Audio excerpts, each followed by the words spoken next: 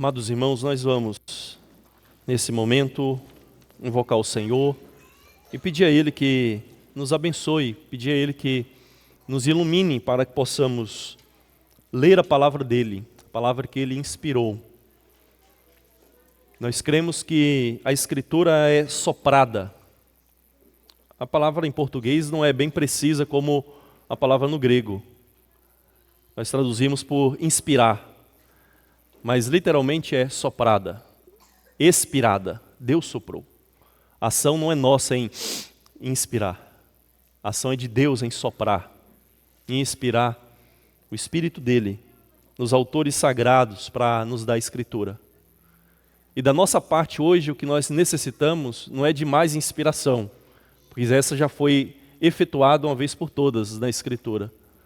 A nossa necessidade hoje é que o Senhor nos ilumine.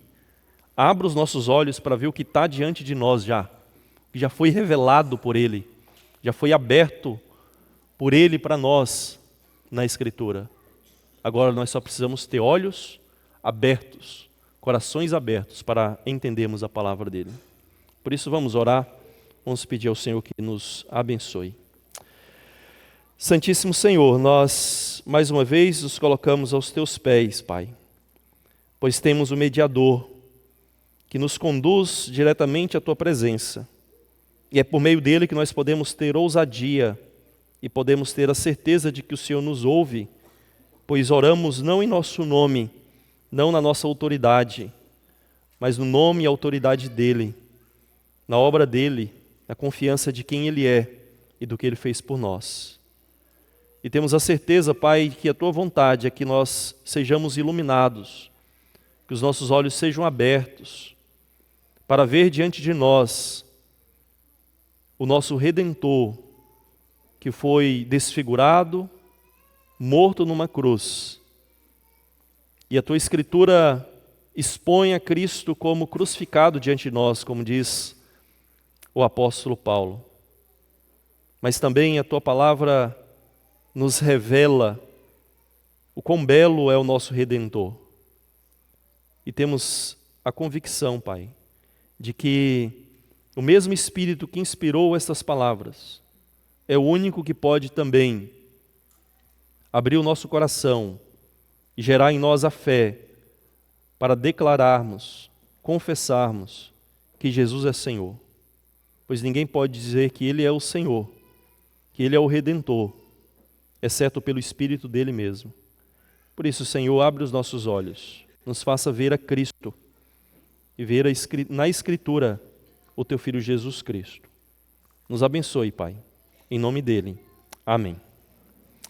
Amados, nós vamos ler nesse momento todo o capítulo 3º do livro de Ruth, no qual nós estamos meditando. E para ficar menos cansativo, nós vamos fazer a leitura alternada. Eu vou ler os versículos ímpares e os irmãos lerão os pares. Nós faremos a leitura na NVI.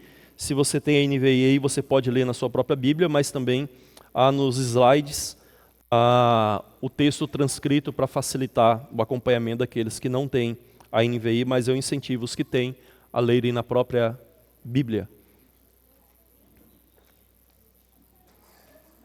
Todos encontraram? Então, leitura alternada do capítulo 3º de Ruth. Certo dia, Noemi, sua sogra, lhe disse: minha filha, tenho que procurar um lar seguro para a sua felicidade.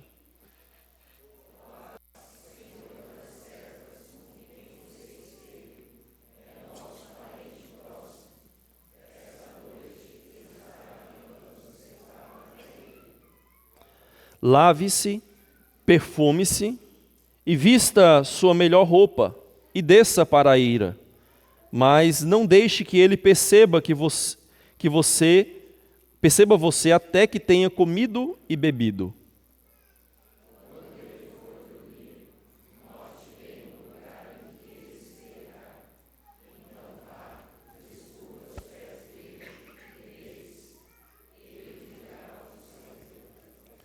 Respondeu Ruth: farei tudo o que você está me dizendo.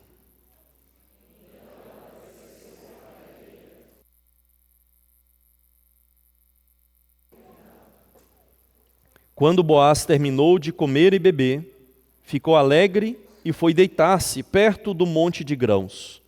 Rute aproximou-se sem ser notada, descobriu os pés dele e deitou-se.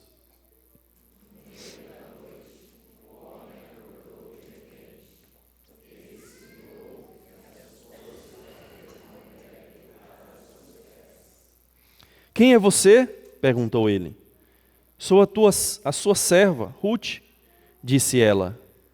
Estenda a sua capa sobre a sua serva, pois o Senhor é resgatador.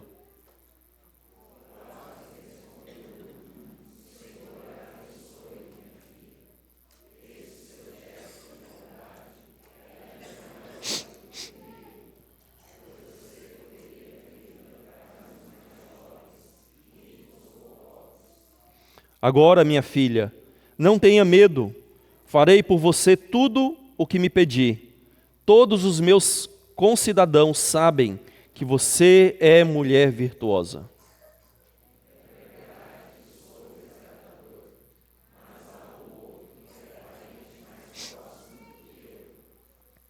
Passe a noite aqui, de manhã veremos. Se ele quiser resgatá-la, muito bem, que resgate. Se não quiser, juro pelo nome do Senhor, que eu a resgatarei. Deite-se aqui até de manhã.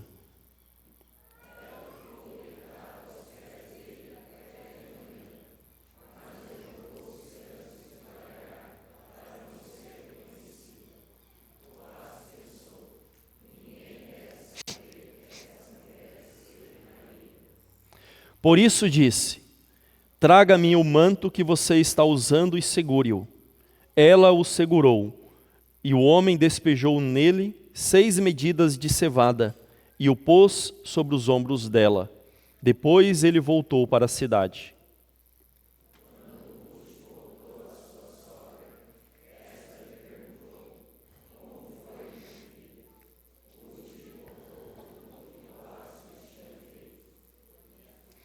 E acrescentou: ele me deu estas 6 medidas de cevada, dizendo: não volte para sua sogra de mãos vazias.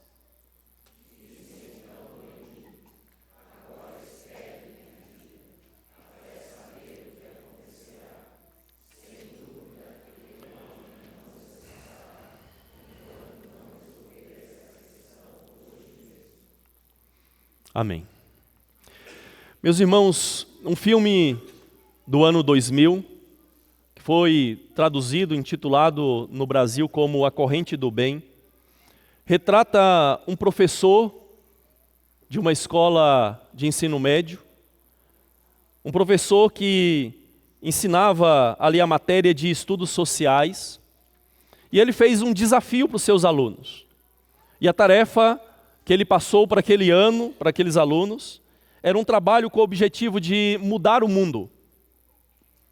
Os alunos de ensino médio deveriam mudar o mundo. E a proposta, então, que ele instigava naqueles alunos era uma participação mais ativa no mundo, uma participação mais ativa na sociedade com o objetivo de transformar o mundo todo. E então, ao longo do ano ali, os alunos foram trazendo algumas ideias. Algumas propostas eram interessantes, outras nem tanto. A maioria era trabalhos com relação à ecologia, ao cuidado com o meio ambiente. Algum até mesmo sugeriu que ia criar um site para que os chineses, as crianças chinesas, pulassem todas ao mesmo tempo, né? Como se isso pudéssemos fazer algum efeito na Terra. Como brinca o professor ali, no máximo, quem sabe, deslocar o eixo da Terra, né? Grande pretensão. Só que um dos alunos, o Trevor, ele traz uma proposta, ele traz uma ideia. A ideia dele é criar uma corrente do bem, por isso o título em português. E a ideia dele é que cada favor recebido por uma pessoa deveria, então, ser passado adiante. Esse é o título basicamente original em inglês, passar adiante, ou pague para o próximo, pague para aquele que está à frente. Então a ideia é, você faz uma boa ação para alguém, e essa pessoa então deve passar essa boa ação adiante, pagar para o próximo. Esse é o preço da boa ação. E a ideia dele não é fazer qualquer coisa, ele diz claramente, tem que ser algo que a pessoa não pode fazer por ela mesma, algo que ela não é capaz de realizar por si, algo que só outro pode realizar por ela. E ao longo do filme você vai ver que essa corrente vai produzir efeitos surpreendentes. E ele mesmo inicia essa corrente. Ele começa primeiro encontrando um drogado que estava comendo lixo na cidade, e ele então leva esse drogado para sua própria casa. Depois ele procura agir e fazer o bem para sua própria mãe, que não se preocupava com ele, que não dava atenção a ele por causa das suas preocupações com relação ao próprio sustento, da sua casa e a sua própria vida. E os efeitos dessa corrente do bem, desse passar adiante, são surpreendentes. Irmãos, tem um ditado popular que diz que Deus ajuda quem se ajuda, não é? Deus ajuda quem se ajuda. Só que quando a gente lê a Escritura, a gente vai ver que Jesus e a história de Ruth ensinam o contrário. Que na verdade, quando nós colocamos a Deus e o seu reino em primeiro lugar, quando nós colocamos os interesses dos outros à frente dos nossos próprios interesses, nós aí sim estamos assumindo uma postura na qual nós podemos experimentar ainda mais a bondade do Senhor nas nossas vidas. Como Jesus mesmo ensinou, mais feliz é aquele que dá do que aquele que recebe. E a história de Ruth, irmãos, revela um Deus redentor como alguém que se preocupa com aqueles que são necessitados, aqueles que estão carentes de ajuda, aqueles que não podem realizar o que eles precisam por si mesmos. E esse Deus redentor, ele espera que o seu próprio povo se preocupe com os necessitados, se preocupe com as necessidades do seu próximo e abençoe aqueles que estão à sua volta, para assim refletir o próprio caráter desse Deus, o próprio caráter desse Redentor. E hoje, irmãos, o que nós vamos meditar nesse texto, nesse capítulo 3, é sobre a busca por descanso no Redentor. E você vai observar no final do capítulo 2 de Ruth, lá no verso 23, que o texto mostra que Ruth continuou colhendo ali no campo de Boaz, até cessar a colheita da cevada e do trigo. E pode ter passado aí cerca de 7 semanas entre o capítulo 2 e o capítulo 3. E parece que Noemi esperou o tempo, né, suficiente, e então ela achou que já foi demais, e ela decidiu então fazer algo para dar um empurrãozinho em Ruth e Boaz. Vou ajudar esses dois aqui. Vou ajudar esses dois a resolverem essa situação. E o que nós vamos ver nisso tudo aqui, irmãos, no texto, é que Deus continua trabalhando nos bastidores. Deus continua movendo as peças para realizar o seu plano maior de redenção, através desses personagens humanos. Os versículos 1 a 5, nós vemos que havia um anseio legítimo por repouso. Havia um desejo legítimo, legitimado pela própria lei de Deus, de que elas poderiam e elas deveriam buscar um repouso, um descanso, por meio de um parente redentor, de um parente remidor, de um parente protetor. Então elas tinham uma necessidade que era legítima. Não era meramente uma necessidade sentida, como muitas vezes a gente tem. Não, era uma necessidade real. Era legítimo. A própria lei dizia isso. E o que a gente observa, irmãos, é que Noemi havia já orado, como a gente vê no início do livro, havia orado, desejado, rogado para que as suas noras tivessem descanso, tivessem repouso, encontrassem um marido e fossem protegidas por esse marido e pudessem então ter um lar seguro onde descansar.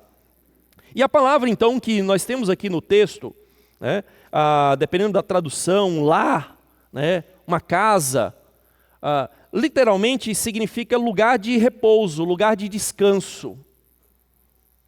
Esse termo é usado em outros lugares do Antigo Testamento. Por exemplo, quando Noé solta uma pomba e ela retorna, porque não tinha lugar para ela repousar, não tinha lugar para ela descansar, para ela parar.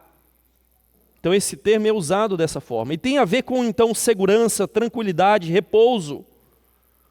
E o marido, nessa situação aqui, ele era responsável por funcionar como as próprias asas de Deus, como a gente vê aí no capítulo 2, verso 12, oferecendo proteção, oferecendo segurança para aquelas viúvas. Era isso que elas desejavam, era isso que elas ansiavam. A dificuldade aqui do texto, irmãos, está no fato de que a estratégia de Noemi, né, ainda esse empurrãozinho ali para Ruth e Boaz, é que o texto está cheio de palavras de duplo sentido e sugestões bem provocativas. Bem provocativas. Por exemplo, quando você vê aí no conselho de Noemi, que Ruth deveria tomar banho e ungir-se, que significa que perfumasse, porque era o cosmético da época, né, o óleo com essências e com perfume, e colocar vestidos. Algumas traduções colocar os melhores vestidos, mas literalmente é vestir-se. Colocar vestidos, colocar roupa. E descer a eira. Então veja, quando você junta aí essa ideia, banhar, ungir-se e colocar vestido, o que é que você pensa? Opa, hoje tem alguma coisa, né? Aí descer a eira, aí complica. Por quê? Porque a eira era um lugar fora da cidade, deserto, onde depois da colheita ficavam somente os homens, durante a noite, aproveitando o vento para jogar os grãos com a palha para cima, para o vento levar a palha e ficar somente os grãos. Então os homens permaneciam ali durante a noite para guardar a sua plantação do ano, né? E o que acontecia muitas vezes? Que aquele lugar, onde tinha somente homens, durante a noite, se tornava um lugar de comportamento sexual ilícito. Porque as prostitutas iam até esses lugares para oferecer os seus serviços, como dizem alguns hoje em dia, né? E a gente vê exemplos disso na Escritura. Oséias, capítulo 9, verso 1, mostra essa ideia de ir à eira como uma prostituta para oferecer serviço. Além disso, o texto fala aí que ele vai comer e vai beber. Comer e beber, né? Então imagina, ele vai estar sob efeito de álcool, provavelmente. E quando você lê então esse texto, e depois você vê aqui que ainda tem essa ideia de descobrir, e pés, que descobrir muitas vezes tem a ver com descobrir a nudez, e pés muitas vezes na Escritura é um eufemismo para falar de órgãos sexuais, do órgão sexual. Então, você percebe que o texto, ele dá uma conotação, às vezes, pesada para esse conselho de Noemi. E quando você vê tudo isso, basicamente é como se tivesse um déjà vu, lá de Gênesis 19, quando as filhas de Ló se deitam com Ló para terem descendência, para não ficarem sem descendência. E elas, depois que o pai está embriagado, elas se deitam com o pai e têm filho do próprio pai. E um dos filhos é Moabe. E aqui nós temos uma moabita. Alguns até sugerem que Noemi estivesse dizendo assim, vai, faz o que uma moabita faz mesmo. Vai e faz o que é o dever de uma moabita. Também nós vemos aqui uma atitude que lembra a atitude de Tamar, na hora de Judá, quando Judá não querendo cumprir o dever do levirato, ela vai, se veste de prostituta, se deita com Judá, tem um filho dele. Então o texto evoca essas imagens, evoca uma imagem muitas vezes até imoral. Só que nós precisamos, irmãos, entender o texto de maneira correta. De fato, nós precisamos ser honestos e dizer que a estratégia de Noemi, como diz um certo autor, ela tem uma delicadeza de um esquema que é óbvio e um potencial de desastre que é extremo. A delicadeza do esquema é óbvia e o potencial de desastre é extremo. Porque ela envia Ruth à eira, e isso era uma ideia bem imprudente. Ela colocou então Ruth em perigo, quer seja com Boaz, quer seja com outro homem, andando durante a noite. Ela colocou Ruth e Boaz sob tentação e, no mínimo, ela colocou eles sob risco de serem acusados indevidamente. Apesar disso, irmãos, apesar de toda uma conotação que pode dar uma ideia bem pejorativa aí para o texto, provavelmente o conselho de Noemi não foi doloso. Não foi doloso. Por quê? Porque Noemi usa, provavelmente de maneira intencional, a palavra que literalmente tem a ver com pernas e não com pés, que normalmente é a palavra usada para se referir de maneira eufemística ao órgão sexual. Ela usa a palavra pernas, que é um termo usado de maneira distinta no Antigo Testamento.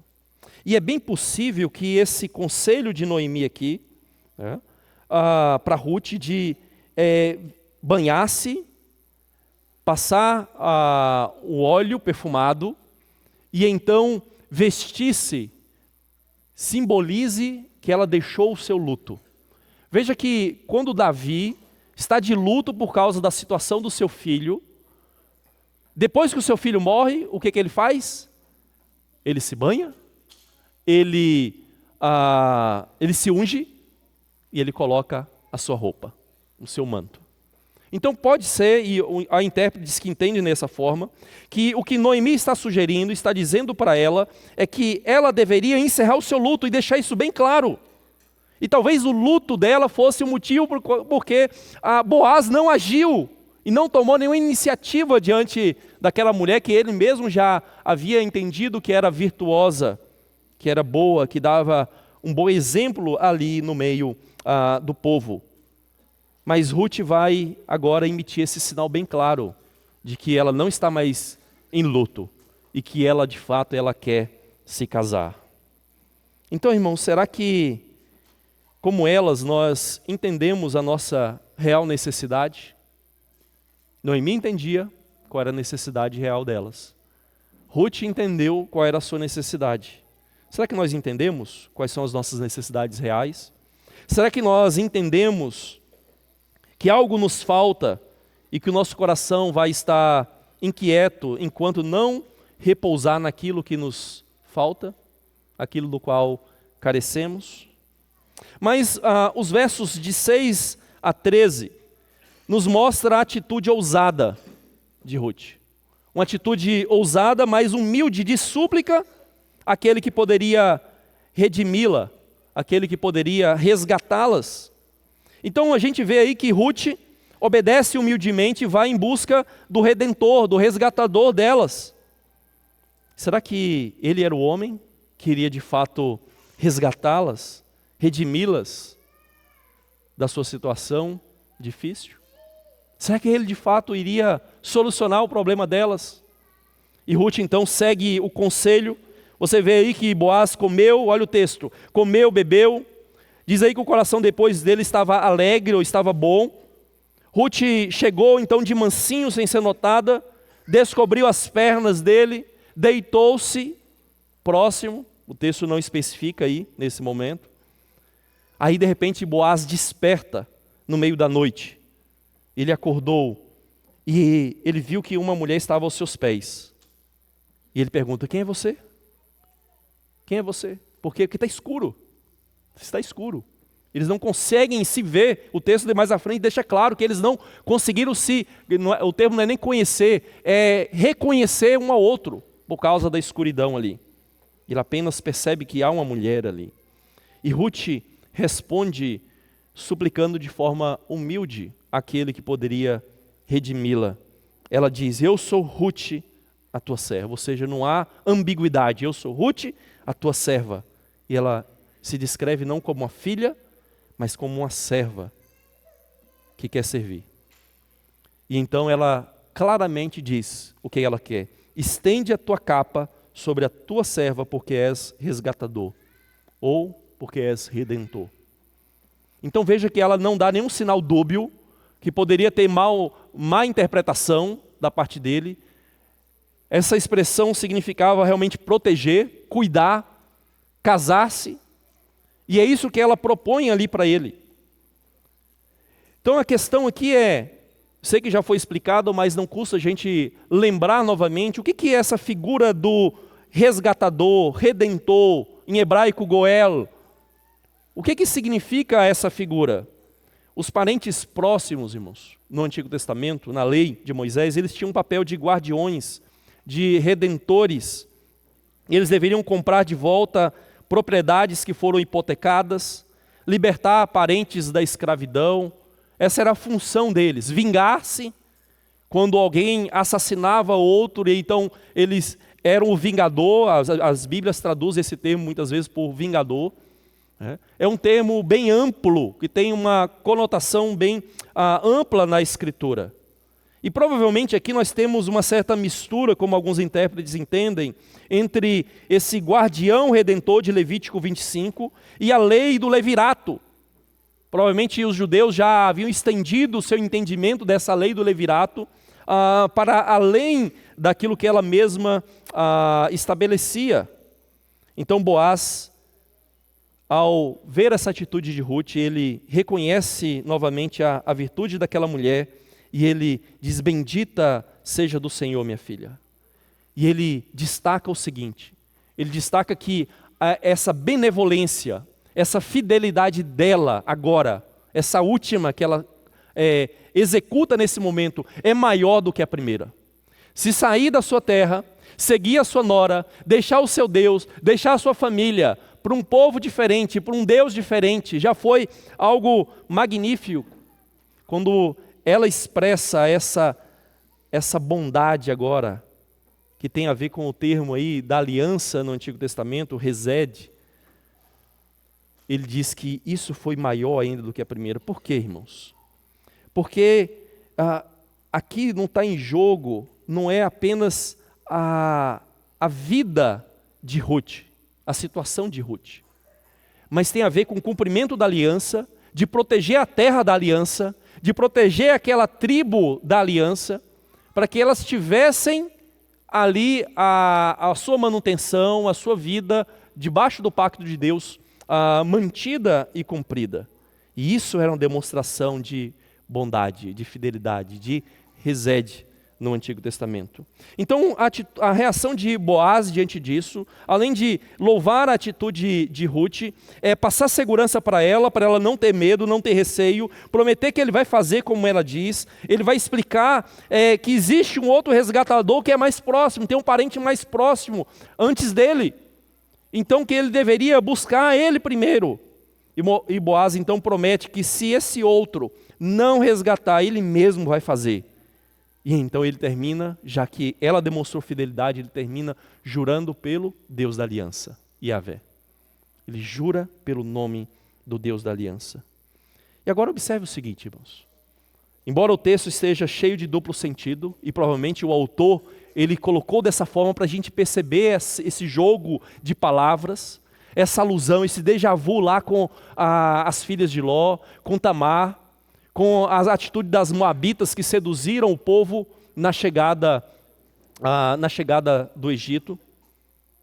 Contudo, nesses dias, dia dos juízes, a gente ainda percebe um homem e uma mulher que são íntegros na sua atitude.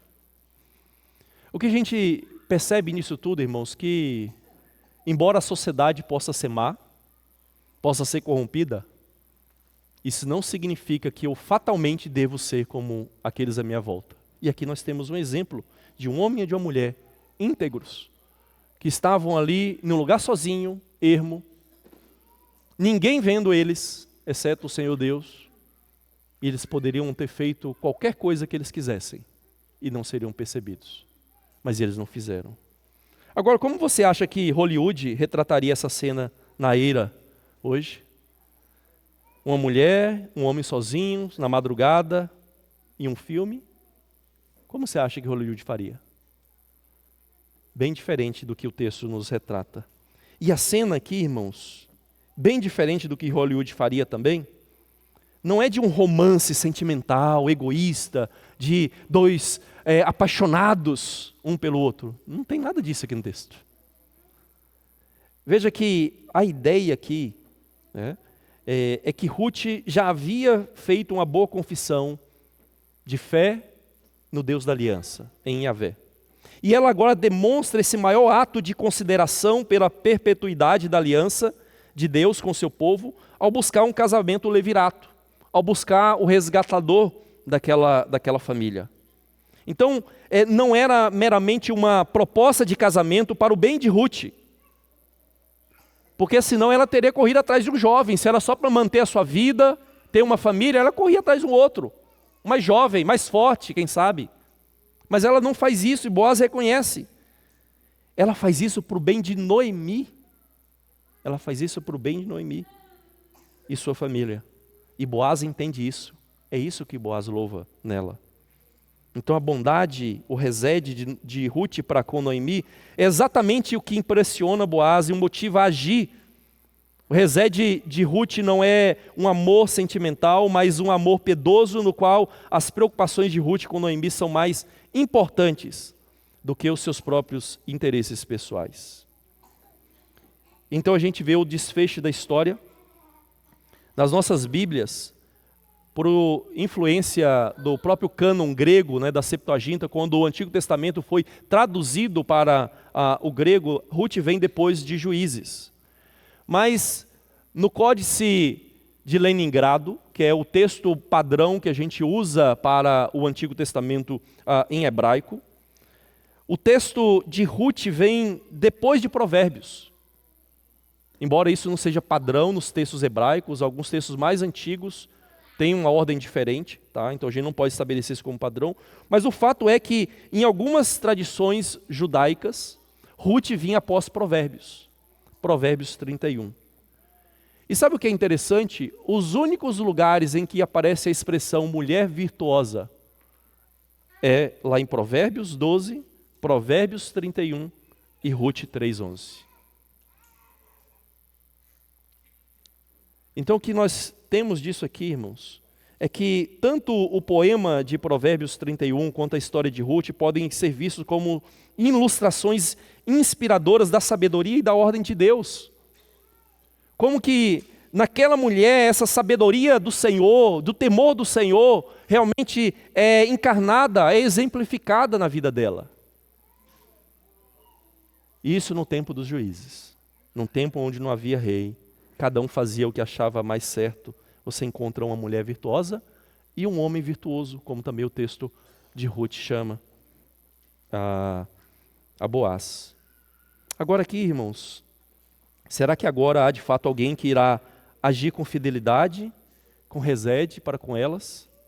Será que há alguém com caráter, alguém com atitude e poder para remi-las, para salvá-las? Há alguém assim, que tem caráter, que tem atitude e também tem poder, capacidade de fazer isso? Mas por fim, os versos 14 a 18 revelam esse caráter do Redentor, que não descansa até realizar o que é necessário para a sua função. E que por isso elas podem agora confiar e descansar nele. E os versos finais então mostram isso, como ele de fato era o homem certo naquele tempo, naquele momento, para realizar essa função. E como elas agora podem confiar nele, porque ele demonstra ser esse tipo de homem, esse tipo de redentor, de resgatador que elas precisavam. Veja que o texto mostra que Ruth ficou a noite deitada aos pés dele, porque ele não queria que ela fosse e corresse risco durante a noite. Ruth depois levantou-se e foi embora no escuro. Veja, antes de que um pudesse reconhecer o outro, é isso que o texto hebraico diz, reconhecer, eles não conseguiu se ver ali no escuro. E Boaz não queria que ninguém então soubesse que uma mulher esteve lá para não expô-la à vergonha. Essa era a atitude, esse era o caráter desse homem. E não só isso, Boaz dá um sinal a mais aqui de da certeza da sua benevolência, da sua fidelidade, o resede dele. Ele deu a ela 6 medidas de cevada que cada intérprete diz uma forma, chegando aí uns 80 quilos, que eu acho difícil uma mulher, ou até um homem hoje em dia carregar, né? Ainda mais muitos que há por aí. É mais provável que isso seja em torno aí de uns 16 quilos. Mas o mais importante aqui não é quanto que isso representava em quilo, é esses 6. Porque nesse contexto aqui, em que alguém que está procurando descanso, repouso, esses 6 lembra-nos da criação, onde 6 dias nós devemos trabalhar e devemos descansar. É como se o Boaz estivesse dizendo para Ruth, não só ela levar para sua sogra o mantimento necessário para algumas semanas ali, mas dissesse, vá minha filha, você já trabalhou, agora descanse, descanse. Agora é o momento de você descansar e esperar. Então Ruth vai e relata tudo para Noemi. Noemi diz para Ruth esperar, porque Boaz não vai descansar até resolver ainda hoje. Ele não vai se aquietar enquanto não resolver a situação. Ele diz para Ruth, vai e descanse. Mas eu vou resolver essa situação. E Ruth e Noemi então estão certas ao confiarem na bondade e generosidade de Boaz, porque ele tem o cuidado de proteger a reputação dela e de demonstrar essa bondade, fazendo com que ela não voltasse de mãos vazias, e também isso serviria de sinal para que quando ela estivesse chegando na cidade, bem de manhã cedo, o que essa mulher está fazendo aqui de madrugada, chegando de madrugada? Ela estava colhendo, era trabalhadora. Irmãos, agora perceba o seguinte, ser um Goel, um redentor ali no Antigo Testamento, envolvia um alto custo pessoal, um alto custo. Ele deveria cuidar da viúva, ele deveria criar a criança com o nome do outro, de outro homem, embora fosse filho dele mesmo, biológico, mas deveria criar como filho de outro. Ele deveria deixar a propriedade do parente falecido para esse filho. E Boaz demonstrou esse caráter desse homem piedoso e altruísta, que esteve disposto a pagar esse custo pessoal para fazer o bem para outra pessoa.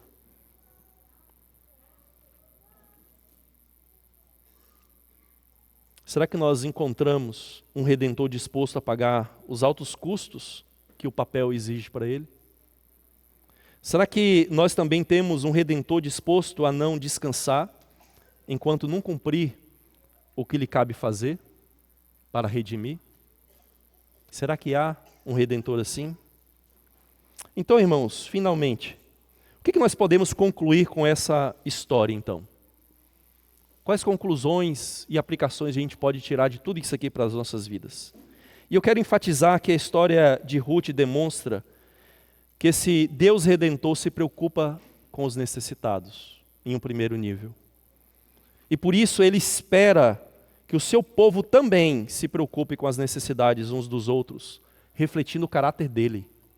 É porque ele é assim, porque ele é misericordioso e age com fidelidade, com resede, é que nós também devemos agir da mesma forma como o povo do Senhor. Primeiro nós aprendemos, irmãos, que o amor de Deus pode ser expresso através de atos humanos de amor. O amor de Deus, dado a nós, deve ser expresso agora, através de nós, para com o nosso próximo. É assim que a Escritura nos ensina. Nós somos meios, nós somos o corpo dele na terra. Em segundo lugar, Deus pode levar aqueles que oram pelos outros a serem instrumentos das bênçãos pelas quais eles oram. Você ora por alguém, você pede por alguém, saiba que nós podemos ser a resposta das nossas próprias orações pelo nosso próximo. É interessante você notar que as ações de Noemi e Boaz, nesse capítulo aqui, se tornam a resposta a cada uma das orações deles em favor de Ruth. Você vai observar que Noemi, lá no início do livro, ela rogou e orou para que as suas noras encontrassem descanso na casa de um marido. E então agora, ela aparentemente reconhece a orquestração de Deus nesses eventos, capítulo 2, verso 20, e ela mesma busca esse descanso para Ruth através do seu plano, por mais complicado que esse plano fosse. Mas veja que ela rogou, orou por elas, e ela mesma agiu agora em busca desse descanso para Ruth. E Boaz também. Boaz, a gente viu no texto, capítulo 2, verso 12, que ele rogou, orou, para que Ruth fosse recompensada e protegida sobre as asas de Yahvé. E ele, então, agora demonstra a intenção de agir pessoalmente como essas asas de Deus. Ele é um meio de cumprir o próprio desejo, a oração dele em favor de Ruth, que Deus seja essa asa. Agora, ele vai ser essa asa. Assim, ele próprio ajuda a recompensar e proteger a Ruth. Nós também, irmãos.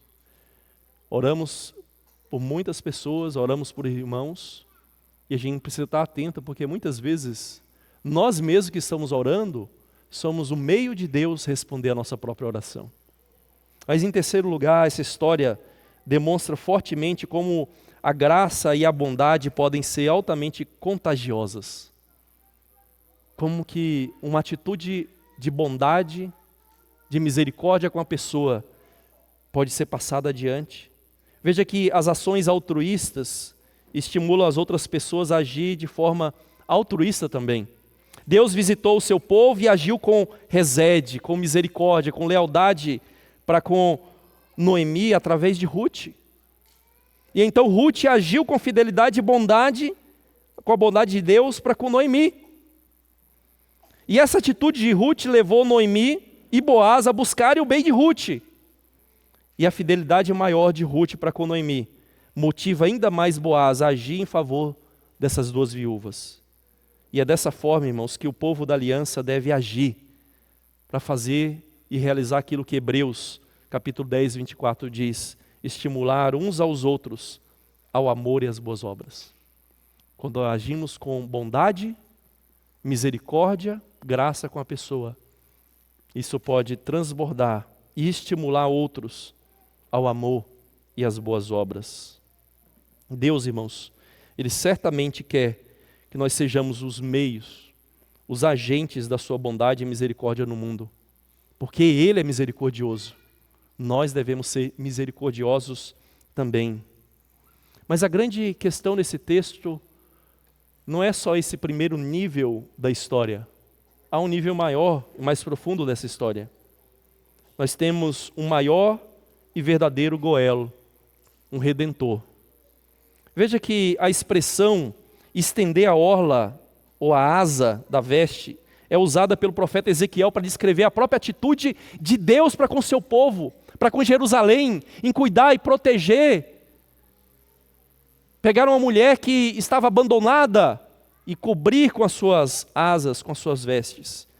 E essa expressão nos lembra a própria imagem de Cristo e a sua noiva, a Nova Jerusalém, como Jesus mesmo diz, lá em Lucas 13:34, que Ele quer recolher os pintinhos debaixo das suas asas.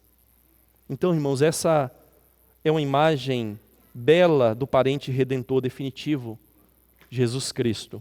É sob as asas desse Redentor que nós devemos encontrar descanso e segurança, como a Bíblia mesma nos ensina. E a Bíblia nos garante, nos promete que aquele que invocar o nome do Redentor será salvo. Ruth fez isso com o Redentor humano, meramente humano. A Bíblia diz que nós devemos invocar o nome do verdadeiro Redentor, que é Jesus Cristo. E todo aquele que invocar o nome do Senhor será salvo. E Jesus, o Redentor, Ele prometeu que aquele que vem a Ele jamais lançará fora. Ruth não foi lançada fora daquele Redentor humano. E nós jamais seremos lançados fora pelo Redentor divino e verdadeiro, que é Jesus Cristo. E esse Redentor verdadeiro também nos convida a vir a Ele, nós que estamos cansados, sobrecarregados, porque encontraremos descanso e alívio para as nossas vidas. E esse Redentor verdadeiro, irmãos, é Ele quem iniciou a corrente da graça, a corrente da bondade. Esse Redentor verdadeiro e final, ele fez voluntariamente tudo o que era necessário para a redenção da sua igreja. Tudo que fosse preciso para redimir o seu povo, a sua igreja, a sua noiva, ele fez. Ele não descansou. E ele não descansa, ele não sossega, mas vive para interceder por nós. Vive para concretizar, consumar a sua obra por nós. Ele suportou a cruz, ele não fez caso da vergonha, da humilhação, de ser julgado pelas pessoas. Ele não redimiu e resgatou pessoas virtuosas, imaculadas, perfeitas, mulheres virtuosas, homens virtuosos. Não. Ele redimiu, resgatou drogados, criminosos, assassinos, prostitutas, imorais.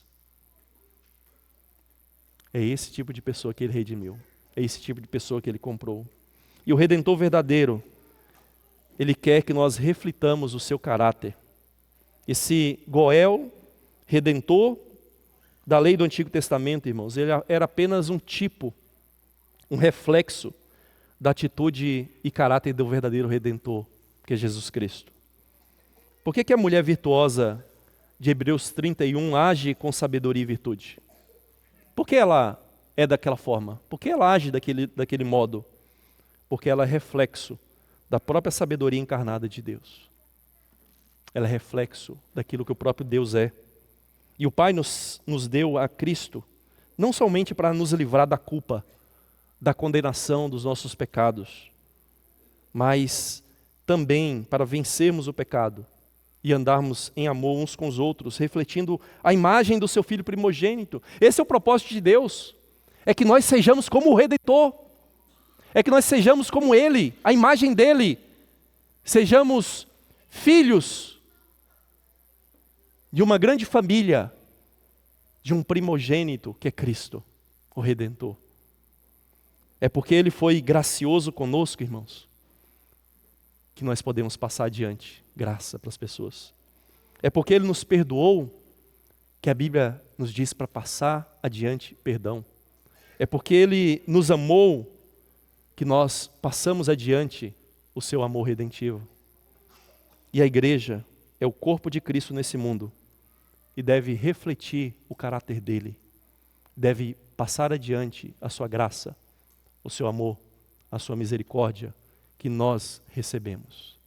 É Ele quem de fato inicia, realiza essa verdadeira corrente do bem, corrente de graça, de redenção para as nossas vidas. Nós vamos nesse momento, queridos, pensando naquilo que nós acabamos de ouvir, nos colocar de pé. Nós vamos cantar um cântico que nos lembra que nós temos um Redentor que tem esse tipo de caráter perfeito, que se preocupa conosco, calmo, sereno e tranquilo. Agora nós podemos sentir descanso nesse viver. Isso nós devemos a um amigo, um Redentor, que só por Ele eu pude obter.